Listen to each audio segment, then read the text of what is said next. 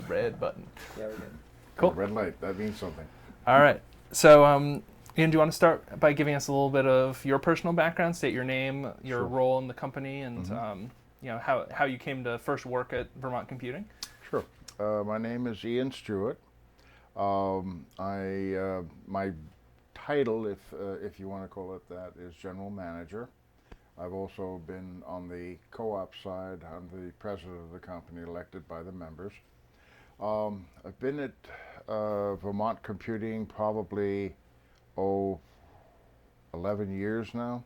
Was hired by the previous owner to be the service manager, and from that, I've just been here. I had previously worked at a septic company. I was their operations manager over there, and then this opportunity came along.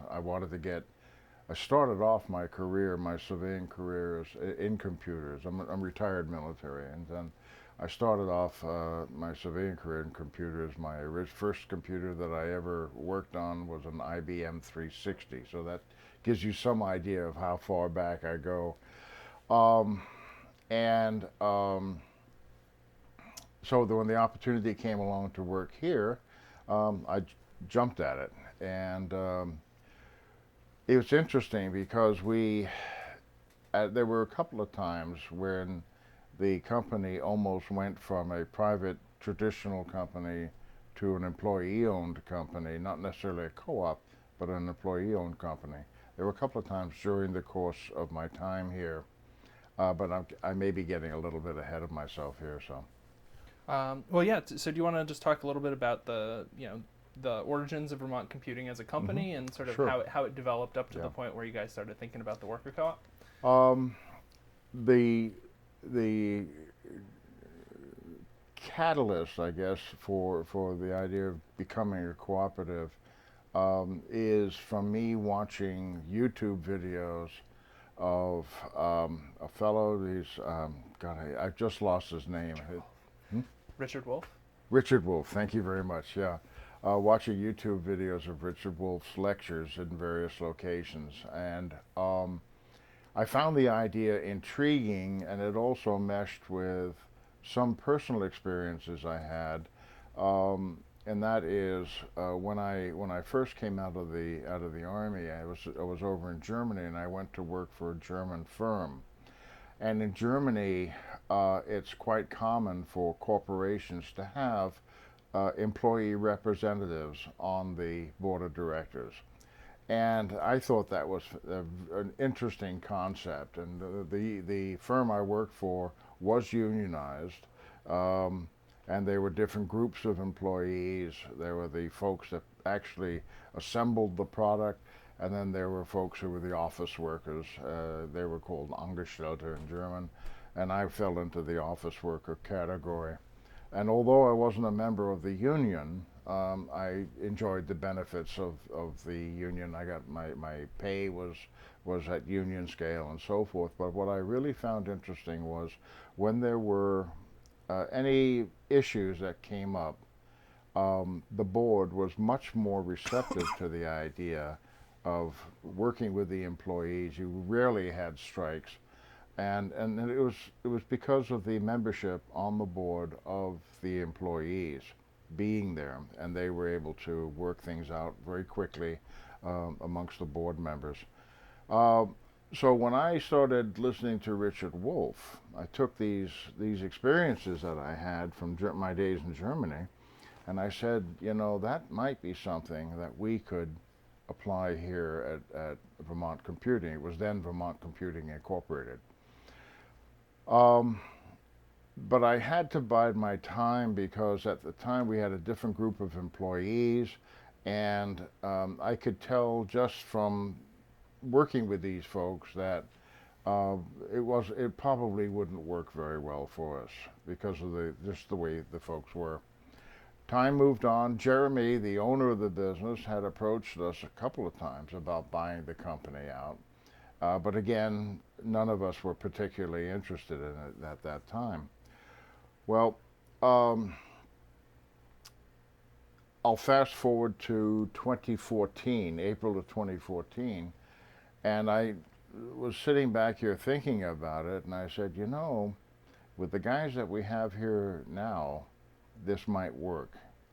And so I may be, again, getting ahead of myself in your questions, but um, I sent an internal email out to the employees, and we just met here very informally, and I put the question to them. I gave them a rough description of what a cooperative is and how it works and so forth, and I asked them if they would think about it, and then we could meet in say about 2 weeks' time, let them have a chance to discuss it with their families and so forth, and we would then vote on it. And we met about 2 weeks later, and that's when we voted on yeah, let's approach Jeremy about buying the company. Mm-hmm. And so they appointed me as their spokesman. Well, actually, Matt, who you'll be talking to later on, as sort of the transition team, if you will. And so, but I was asked to talk to the owner about us buying the company, and he was very receptive to the idea. And he told us what he wanted for the company, and we then started the process. So, in terms of in terms of kind of approaching your coworkers, you mentioned there was a time that you felt like the group wasn't really one Yeah. that could take this on, and then later it was. What were the elements that for you kind of either at some points recommended moving forward, and at the other point sort of suggested that this wasn't a good time? For me, reliability was the biggest issue. I knew that if we took over the company, we were going to have to be responsible for a lot of things that the owner was responsible at the time. Um, Reliability was another concern that I had. And at the time, there were a couple of guys, uh, very qualified technicians, but you really couldn't depend on them. There would be times when they just didn't show up for work, or they would show up late without explanation. And as far as the personnel side of things, I didn't run that at all. I had no responsibilities in that area. That was strictly the owner that handled that. And he ended up firing these guys eventually because of the fact that they couldn't be depended on. I mean, you you can't have a situation where a customer is called up, you've made an appointment to have some service done at their location, and then the technician just doesn't show up. And then what I would get is a phone call from the customer about a half hour after the fact that when the tech was supposed to be there, and of course I have no idea, and then I have to scramble to find out what's going on, and it turns out the tech overslept or something like that. And so I guess there was a maturity factor that was there as well, and so just basically postponed it until um, different people came and went and so forth, and we just happened to have at the time I spoke to the employees about it, we happened to have a group that were dependable, who recognized the responsibilities that come with a job, and so I felt it was the right time. And when then we put it to him, or I put them to him. So. Mm-hmm. So you mentioned that the sort of founding owner had sort of suggested passing the business along, like at previous points. Yeah. So what was the kind of what was the sort of dynamic and motivation on both ends when you guys? Right. We used to have weekly staff meetings when he owned the company, and all the employees would be here, and we would discuss various whatever important topics there were to discuss and so forth. And one meeting he put that out. Would we be interested in buying the company? And there was that sort of pregnant silence, when nothing. The silence was deafening. It was so, and basically, he just put it to the side, and we continued on, And about a year later, he broached the subject again, and still there were no takers. So he was the motivating force behind that. He wanted to sell very badly. He wanted to get out of technology. He had other interests. He was into martial arts, and he had developed a line of sparring equipment that he wanted to market and so forth. But he needed the time, and he couldn't run Vermont Computing and open up this new venture that he wanted to do. So um, yeah, he was really the driving. I knew he wanted to sell, so I knew that if I approached him with this offer, he would probably take it, no questions asked. So And so once you initiated the process, kind of what was challenging about the transition? What were things the that? most challenging was the paperwork needed to do. We worked with Don Kreis of the New England Cooperative Fund. Well, he was our attorney, but he also has connections to the New England Cooperative Fund, from whom we were getting financing. And there were requirements that the fund had that we had to meet. For example, we had to have a business plan. We had to have a financial plan. We needed to develop a set of bylaws, and that basically fell on my shoulders because the other guys, while they're great technicians, they're let me tell you a secret, and this is known throughout the computer industry. Technicians hate paperwork. Okay, you never want to have a tech. One of my constant battles, even here at the shop, is a work order is completed. The product, the item is ready for pickup by the customer, but I have no notes in the work order, and I'm constantly chasing after the techs to fill out their notes and times. So anyway, but anyway, so that was for me. That was the most difficult part, was meeting all these requirements of the fund. Um, Beyond that, it was pretty much it wasn't that bad. Don was our guiding light.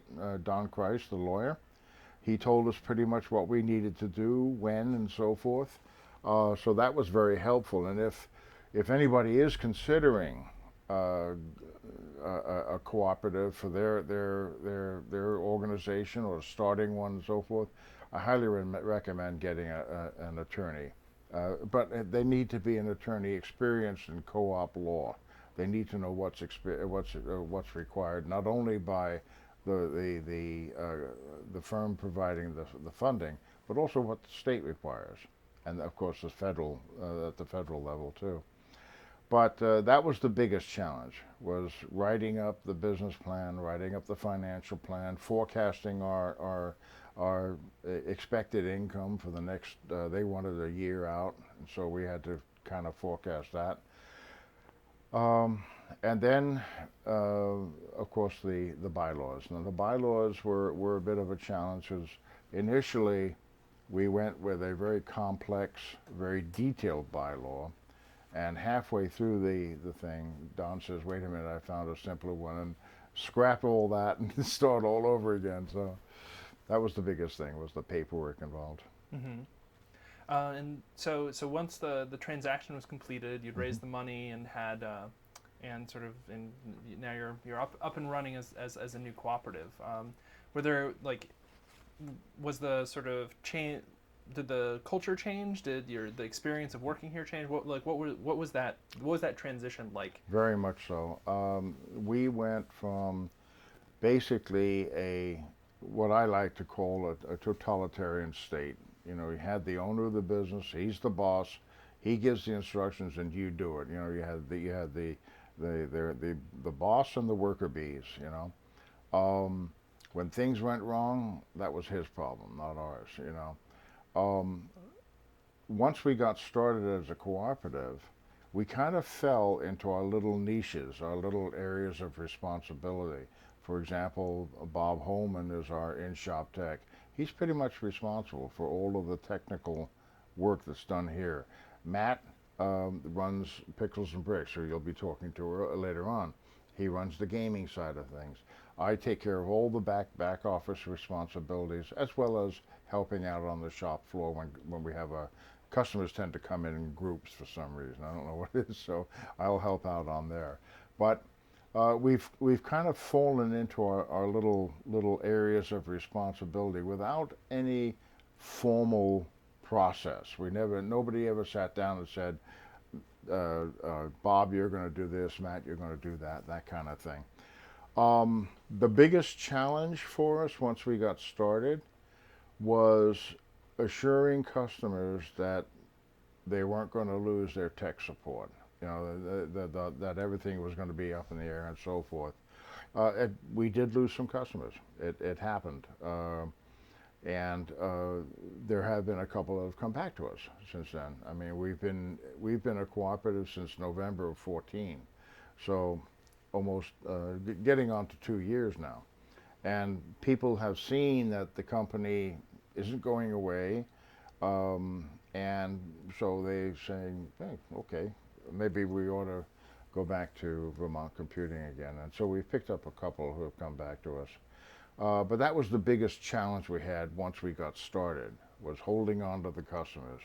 Yeah, it was a learning experience. Mm-hmm. Customers don't like change very much. And in terms of, have you brought on any new employees since I've got a couple the transition? There have been some changes since we started. We had originally 4 members in the cooperative. One member, Dan, decided he wanted to move on to other things and so forth, and he still works with us on an occasional basis, does odd jobs for us every now and then, but he left, and that was kind of interesting because then we had to exercise that portion of the bylaws that covered when a member departs, that kind of thing. And so we had that experience. What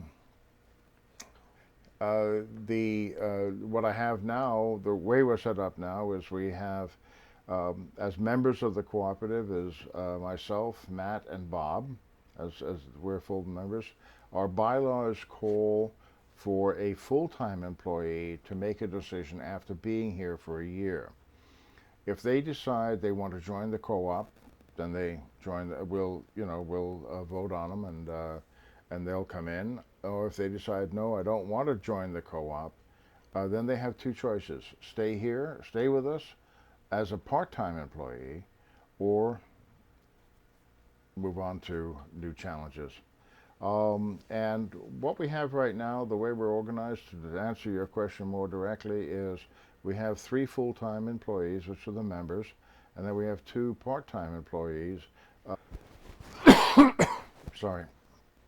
What we did was we closed on Sunday. Do you want me to disconnect that? It's the buzzer. It's right there. Yes. If you reach up on the shelf, Matt. Is it this thing? Or just pull the electrical plug out. Yeah. What we did was we decided that let's not be open on Sunday. It's silly. All right, so we extended the Saturday hours from 10 till 1 o'clock. So, and that seems to be working very well. We've been doing it that way for over a year now, and everybody seems to be very happy. Nobody has ever complained, why aren't you open on Sunday?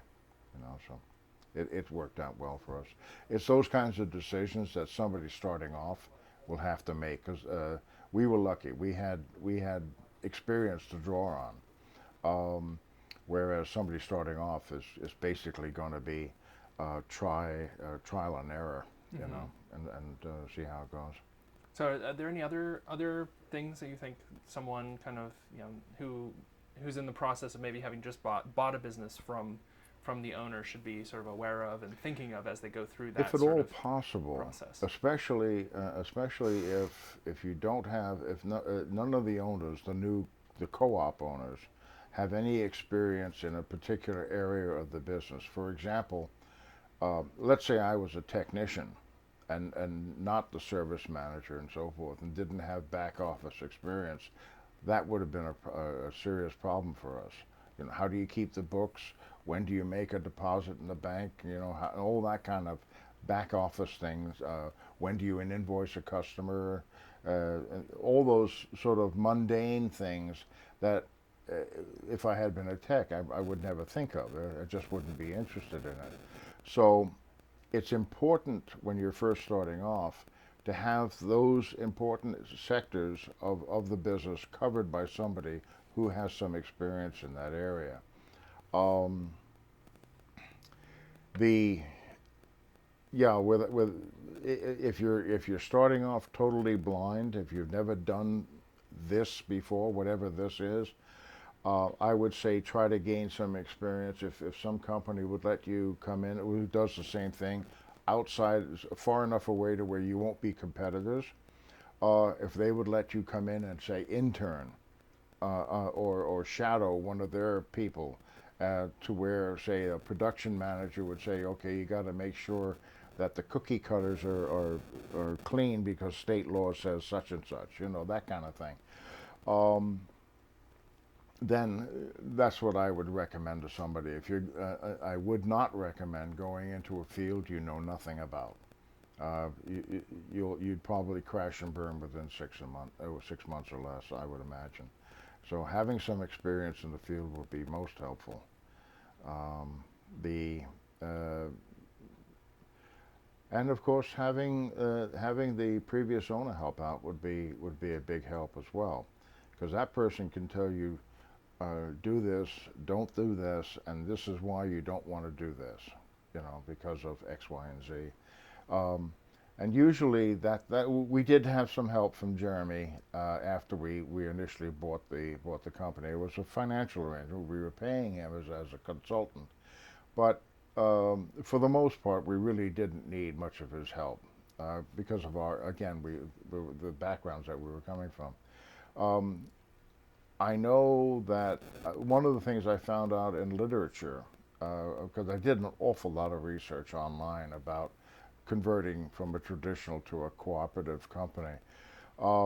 In most cases, it's the owner approaching the employees, and that's where that's the perspective that the literature is written from. Okay, I found very little information on the other way around, where the employees approach the owner, as in our case.